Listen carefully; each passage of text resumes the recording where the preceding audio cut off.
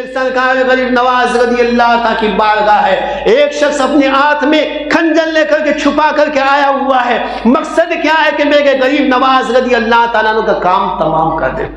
آپ کا کام تمام کرنے کے ارادے سے آتا ہے, لیکن میرے غریب نواز رضی اللہ تعالیٰ بتایا نا کہ اللہ والوں کی نگاہوں کا عالم یہ ہوتا ہے کہ ان کی نگاہیں ہمارے دلوں کے اندر کی چیزوں کو دیکھ لیا کرتی ہیں, ہمارے سینے کے پار ان کی نگاہیں دیکھ لیا کرتی ہے. عزیزان ملت اسلامیہ, سرکار غریب نواز رضی اللہ تعالیٰ عنہ نے آنے والے پہ ناراض نہیں ہوئے, غصہ نہیں ہوئے, اس کو بلایا, قریب کیا, بٹھایا, اور بٹھانے کے بعد کہا کہ دیر کس بات کی ہے, جس مقصد کے لیے آئے ہو اس مقصد کو پورا کر لو, جس مقصد کے لیے آئے ہو اس مقصد کو پورا کر لو. کہا کہ کیا مقصد؟ کہا کہ تم مجھے قتل کرنے کے ارادے سے آیا. جیسے ہی یہ سننا تھا تو وہ غریب نواز رضی اللہ تعالیٰ عنہ کو قتل کرنے کے ارادے سے آیا تھا, لیکن خود زخمی ہو گیا, غریب نواز کے قدموں میں گر گیا. کہا حضور اپنے دست مبارک کو آگے کیجئے تاکہ دامن اسلام میں داخل ہو جائے. عزیزان ملت اسلامیہ, یہ شان ہے اللہ والوں کی, یہ شان ہے میرے سرکار غریب نواز رضی اللہ تعالیٰ عنہ کی. عزیزان ملت اسلامیہ, سرکار غریب نواز رضی اللہ تعالیٰ عنہ کو اللہ نے شان کیا عطا فرمائی.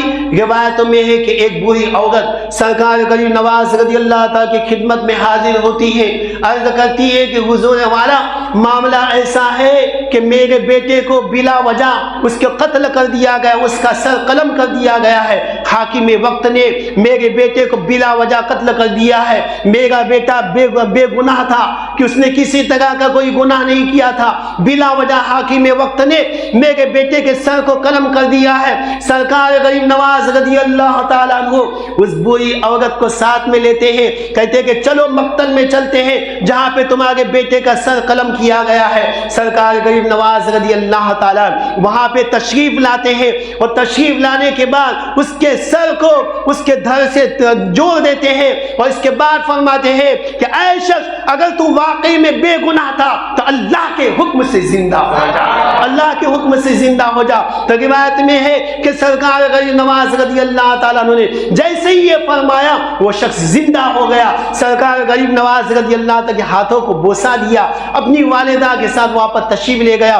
حاکم وقت نے جب دیکھا ایک کبھی تاری ہو گئی, اپنے ارادے سے باز آیا کہ اب کسی بے گناہ کو میں قتل نہیں کروں گا, کسی بے گناہ کو سزا نہیں دوں گا. یہ سرکار غریب نواز رضی اللہ تعالیٰ کی شان ہے. آج کہتے ہیں نبی کے علم غیب پہ لوگ بلا وجہ کے اعتراض کرنے کی کوشش کرتے ہیں, لیکن آئیے بتاتا ہوا چلو کہ اللہ تعالیٰ نے اللہ والوں کو کیسے کیسے غیوب عطا فرمائے ہیں. مصطفیٰ جان رحمت صلی اللہ علیہ وسلم کا یہ شہزادہ سرکار غریب نواز رضی اللہ تعالیٰ عنہ اپنے احباب کے ساتھ میں موجود ہے کہ وہی سے ایک جوان کا گزر ہوتا ہے. تو سرکار غریب نواز رضی اللہ تعالیٰ عنہ نے جب اس کی طرف نظر کی تو ارشاد فرمایا کہ یہ اس وقت تک دنیا سے نہیں جائے گا جب تک کہ یہ ہندوستان کا بادشاہ نہیں ہو جائے گا, جب تک کہ دہلی کے تخت و تاج کو سنبھال نہیں لے گا تب تک دنیا سے نہیں جائے گا. تو وہ ذات کس کی ذات ہے؟ حضرت سیدنا شمس الدین التمش رضی اللہ تعالیٰ کی ذات ہے. عزیزان ملت اسلامیہ, بادشاہ وقت تھے